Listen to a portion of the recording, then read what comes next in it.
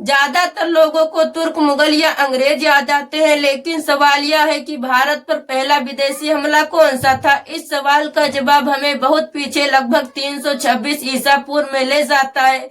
भारत पर दर्ज इतिहास में पहला विदेशी हमला किया था यूनान के शासक सिकंदर महान ने, जिसने कम उम्र में लगभग आधी दुनिया जीत ली थी। फारस को हारने के बाद उसकी नजर भारत पर पड़ी, क्योंकि भारत उस समय सोना, मसाला और समृद्धि की धरती माना जाता था। उसकी सेना अफगानिस्तान के रास्ते से भारत में दाखिल हुई और सिंधु नदी के क्षेत्र तक पहुंची। सिकंदर महान का भारत में सबसे बड़ा सामना हुआ राजा पोरस से। यह झेलम नदी के किनारे लड़ा गया। ये लड़ाई आसान नहीं थी।